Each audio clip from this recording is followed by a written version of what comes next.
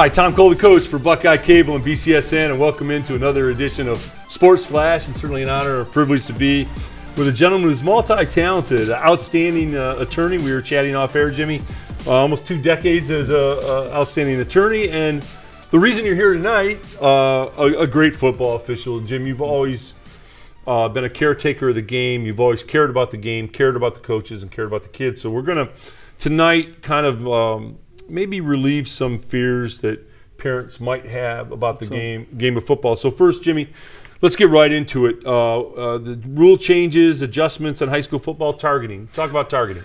All right, targeting, the name itself suggests what the rule specifies, which is the idea of taking aim. Right. All right, and it has to do with where the opponent is being hit, and that's above the shoulders. Right. And it can be with the head, or it can be with shoulder on down, basically, to make it simple. If the official determines that the opponent of the player being hit intended or took aim and hit that player above the shoulders with his head or with his arm, shoulder on down, then it is determined to be a targeting foul, and it is not an automatic ejection in high school rules. I'm a high school football official. That's one thing that's noticeably different between high school and NCAA rules. Jim McDermott, you know, being a great official that you are, but using one of your legal terms, if it's premeditated, if you can see that a youngster's watching a receiver who's exposed and maybe he's reaching and he's down the middle on a skinny post and he's reaching up and he's totally exposed, and the defender comes up targeting with his helmet to try to really, a forearm to inflict real above and beyond punishment, then that's targeting. Yes, in fact, the NCAA rule reads, well, it uses the language goes beyond what normally what a normal blocker tackle would entail. Okay. So. And Jimmy, let's go to illegal helmet contact. Well, high school football rules, NFHS, National Federation of High School Football rules, have always had rules prohibiting illegal helmet contact. This year, the rule pertaining to spearing changed, and as of this year, spearing is when the person doing the hitting hits with the crown of the helmet, the top of the helmet, below at the shoulders or below. So spearing now is at the shoulders or below, and if it's at the shoulders or above, it's targeting. They're same enforcement. Either one could result in an ejection.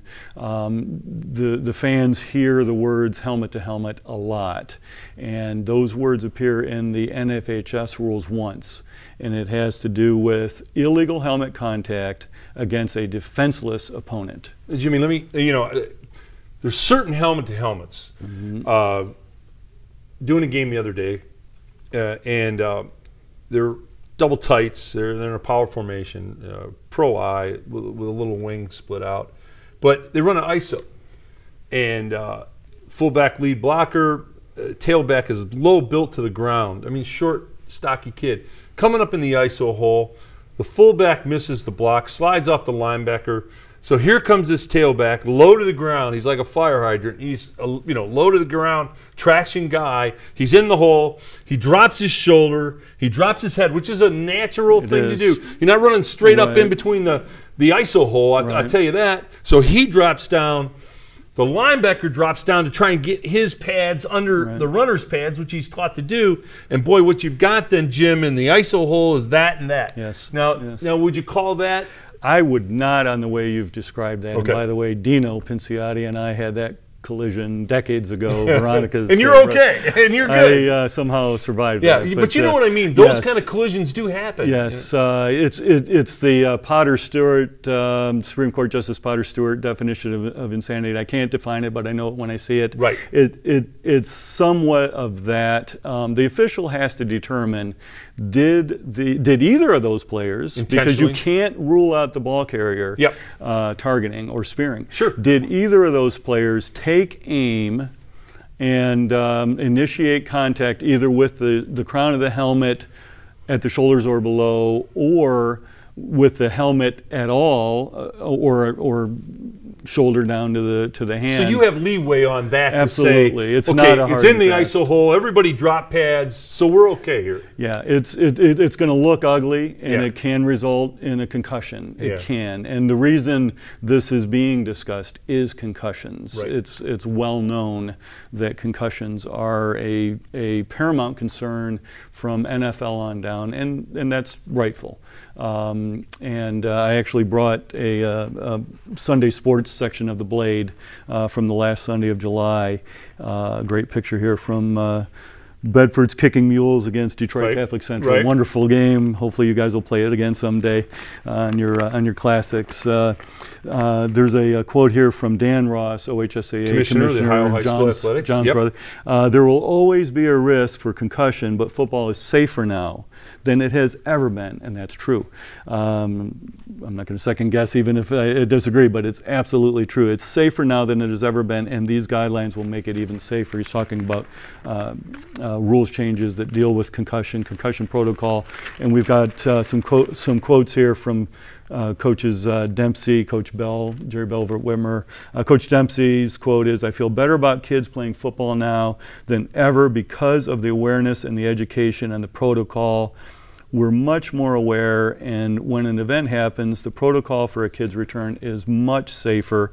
He goes on, "I think we know more about recognizing concussions now. It used to be macho to hide stuff as a player. Right. And coaches used to make remarks about a kid, quote, having his eggs scrambled, end quote, and stuff like that.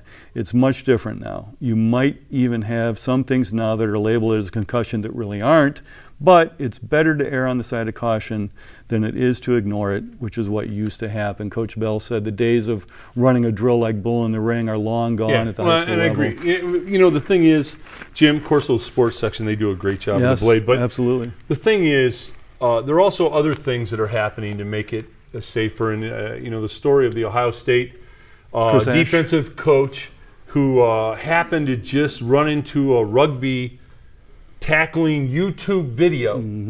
And so he's watching it. And I played football in college. I played one rugby game, and I learned very quickly that as a rugby player, you can't do the football thing and lead with your head because you have no helmet on, and bad things happen to you. Right. So you learned to get to the side and tackle to the side and tackle with kind of the bottom half of your body, and he was intrigued with it. He convinced his head coach, Urban Meyer, to finally give it a try.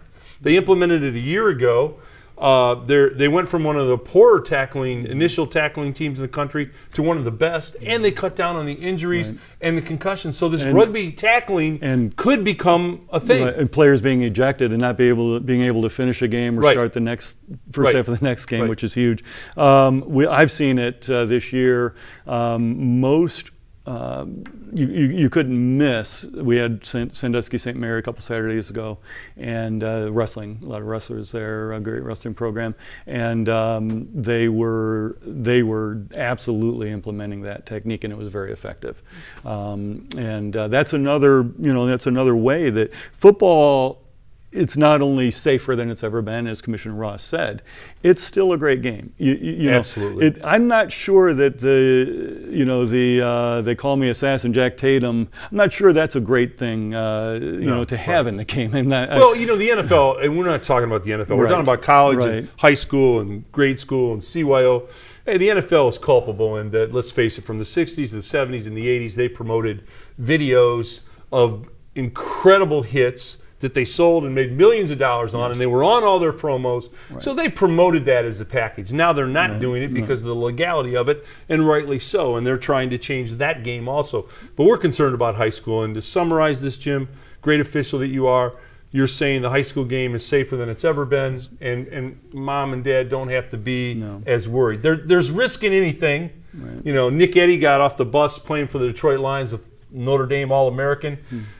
Got off the bus, stepped on the curb wrong, and he broke his ankle and wrecked his knee. So there's risk in anything, but they're really trying hard in the high school game and with the grade school kids to make this as safe as it can possibly be. Right. It's a great game with the modifications, and it's not only safer than it's ever been, but it is, as you say, there's always risk. And as Commissioner Ross said, there's always risk.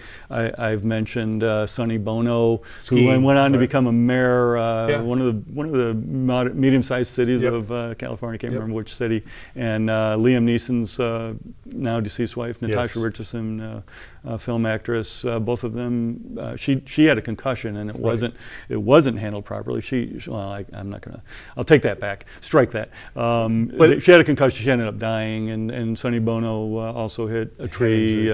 So are you going to not let your kids go skiing because they might ski into a tree? That's a parent's decision. But the key in football, and the kids hear me say it every single game, and hopefully they hear other officials saying it every single game. It's been being said for probably decades. See what you hit.